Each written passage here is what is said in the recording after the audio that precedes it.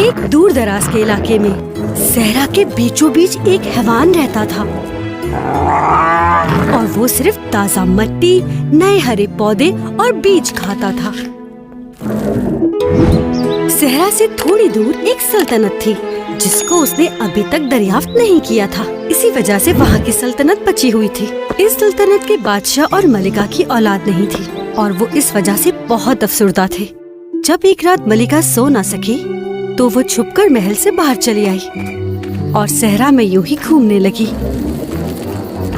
صحرا کے حیوان نے اس کو دیکھا لیکن اسے کچھ نہیں کہا اور واپس چلا گیا، کیونکہ وہ صرف پودے اور تازہ مٹی کھانا چاہتا تھا۔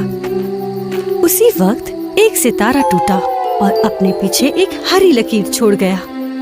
اس ٹوٹے ستارے کو دیکھتے ہی ملکہ نے ایک دعا مانگی۔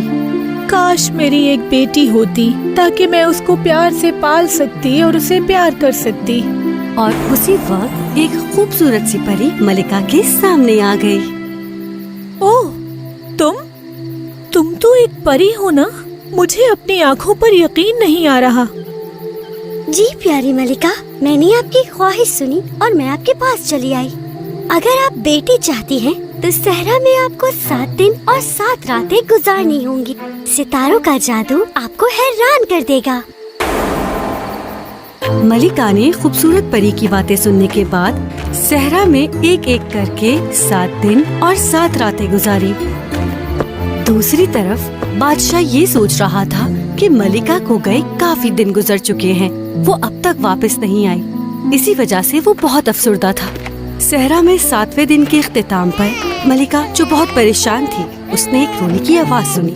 رونے کی آواز سن کر ملکہ اس طرف گئی جہاں سے آواز آ رہی تھی۔ اس نے ایک چھوٹے سے بچے کو روتے ہوئے دیکھا۔ اس نے جلدی سے اس بچے کو گود میں لیا اور اس بچے کو محل لے آئی۔ ملکہ کو ٹھیک حالت میں دیکھ کر بادشاہ بہت خوش ہوا اور اس بچے کو دیکھ کر بادشاہ کی خوشی دوبالا ہو گئی۔ بادشاہ نے خوش ہو کر ان دونوں کو گلے سے لگا لیا۔ انہوں نے اس پیاری سی بچی کا نام ارتھ پرنسس رکھ دیا۔ سالوں گزر گئے، اب وہ شہزادی بڑی ہو گئی تھی اور ایک بہت خوبصورت لڑکی بن چکی تھی۔ اس کی پسندیدہ چیز بچپن سے ہی مٹی کے ساتھ کھیلنا تھا۔ اگر وہ مٹی پہ ایک تتلی بناتی تو وہ تتلی وجود میں آ جاتی اور اس کے ارد گرد اڑنے لگتی۔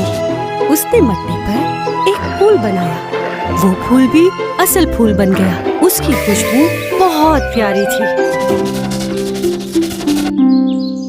وہ واحد شخص جو اس بارے میں جانتا تھا وہ تھے اس کے والد یعنی بادشاہ، لیکن وہ یہ راز کسی کو بتانا نہیں چاہتے تھے تاکہ ان کی بیٹی محفوظ رہ سکے۔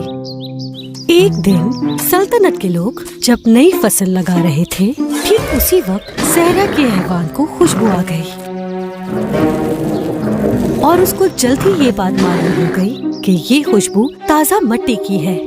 جب اس نے سوچا کہ اس کو مزے مزے کے کھانے کے بیج ملیں گے تو اس سے رہا نہ گیا اور اس نے فوراً اس طرف رخ کیا جہاں سے یہ خوشبو آ رہی تھی۔ اس دوران سلطنت کے لوگوں نے محسوس کیا کہ زمین ہل رہی ہے۔ یہ کیا ہو رہا ہے؟ کیا یہ زلزلہ ہے؟ نہیں، یہ کچھ اور ہے، بھاگو! زمین کو ہلتے دیکھ کر بادشاہ اور ملکہ بھی جلدی سے محل کے برآمدے میں آ گئے اور صحرا کے حیوان کو دور سے ہی دیکھ لیا جو زمین کے نیچے سے سلطنت کی طرف آ رہا تھا۔ اوہ نہیں، مجھے لگا تھا یہ سب ایک افسانہ ہے۔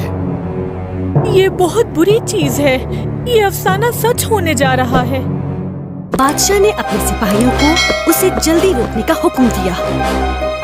تمام سپاہی سلطنت کے دروازے پر آ گئے، لیکن وہ صحرا کا حیوان اتنا بڑا تھا کہ فوجیوں نے سوچا کہ ہم اتنے بڑے حیوان کو کیسے ہرا سکتے ہیں۔ جب صحرا کا حیوان سلطنت کے پاس آیا تو اس نے ایک ایک کر کے سپاہیوں کو بہت دور پھینک دیا۔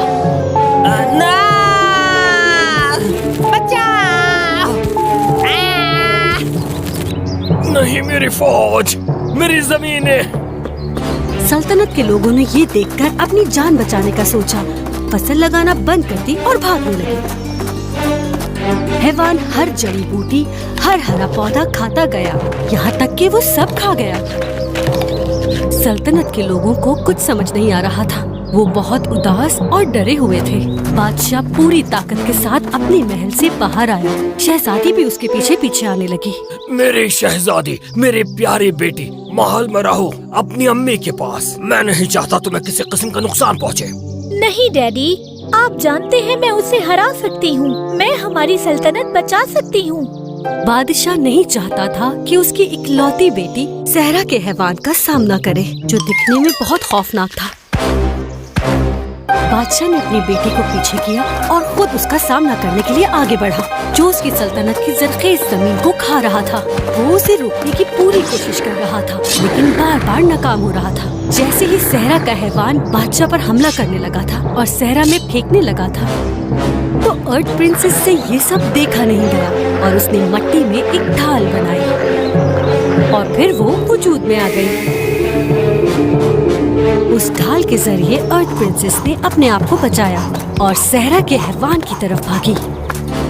हालांकि सहरा के हैवान ने अर्थ प्रिंसेस के ऊपर मट्टी फेंकी, लेकिन वो उसे रोक नहीं पाया।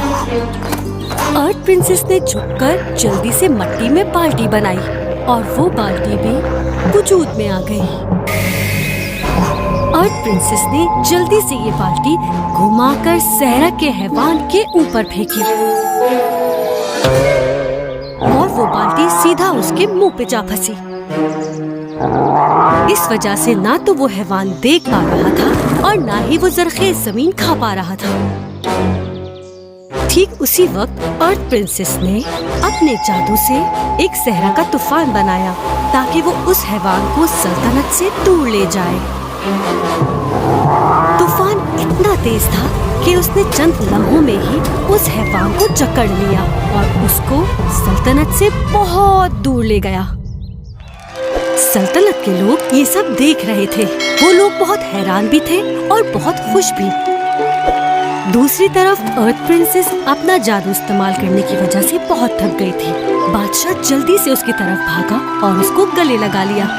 तुमने हमारी जिंदगी, हमारी जमीन और सल्तनत बचाई।